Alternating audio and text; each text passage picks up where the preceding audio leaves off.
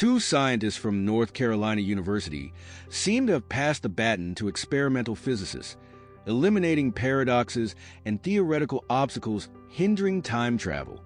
Concepts like the grandfather paradox and the time police were perhaps the first barriers to humanity's greatest dream.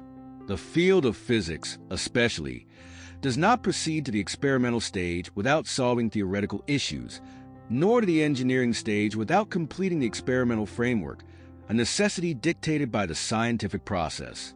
Given this mandatory sequence, even the initial signals of removing theoretical obstacles to time travel mark revolutionary progress. The idea of traveling through time, of altering the past or glimpsing the future, has captivated humanity for centuries.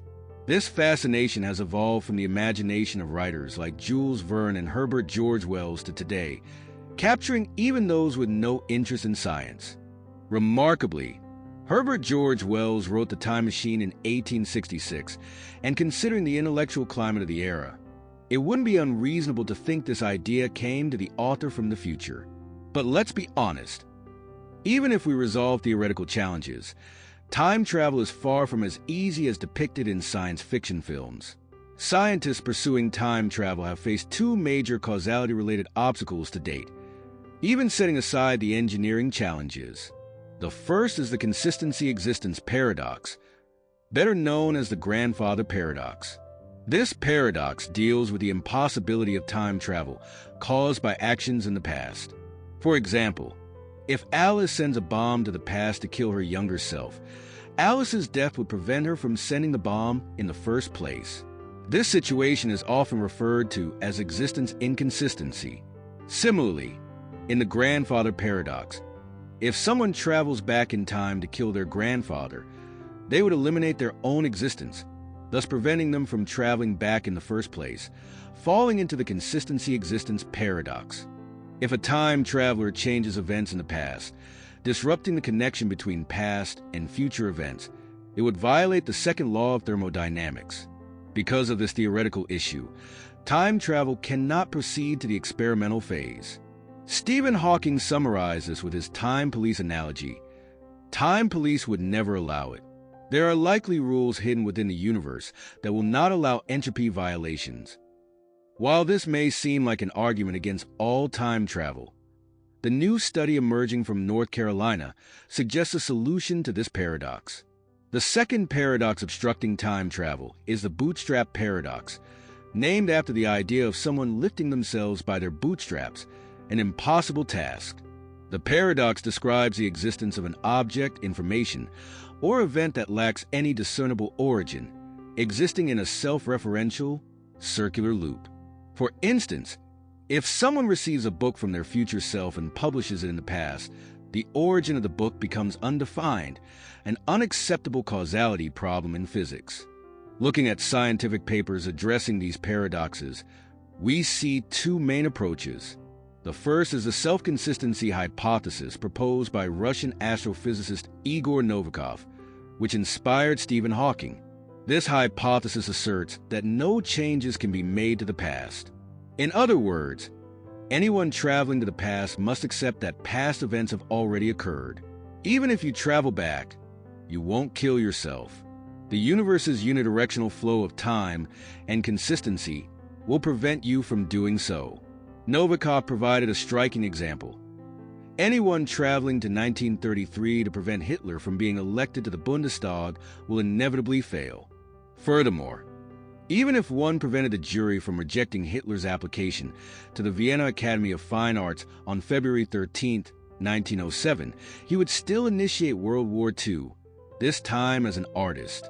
The second solution is the parallel timeline approach, which posits that changes made by a time traveler occur in a new timeline. For example, if Alice sends a bomb to kill her younger self, the event affects not Alice's timeline, but a parallel universe. According to Novikov's example, if you ensure Hitler gets into art school, one timeline sees Hitler becoming a bad artist, while the other continues with him as a war machine. However, until now, no physical mechanism or theory explained how parallel timelines might form. Enter Barak Shashini and Zipporah Stober, who proposed the groundbreaking entangled timelines model. Based on Hugh Everett's many worlds interpretation of quantum mechanics, this model dismantles time travel paradoxes, suggesting we could move to the experimental stage. Their proposed machine, akin to something out of Apple TV's dark matter, operates on closed time-like curves, special space-time structures that allow the past to loop back on itself. CTCs were discovered through mathematical manipulation of Einstein's general relativity equations. While current time curves move forward linearly, CTCs would form a circular structure, always returning to the starting point. Forming such curves requires reshaping space-time to overlap, achievable through solutions like wormholes or energy manipulations. This process demands immense energy, roughly 1.81047 joules, equivalent to the sun's entire energy output. For context, this amount equals 13.8 billion years of operation by the world's largest nuclear plant, the Karawa Nuclear Power Plant. The machine relies on quantum mechanical evolution operators. Upon activation, quantum entanglement occurs between the machine and its surroundings, generating new timelines not in separate universes, but as superpositions within the existing universe. This eliminates consistency and bootstrap paradoxes. Consider a scenario where a 2024 agent travels to 1933 to prevent Hitler's election.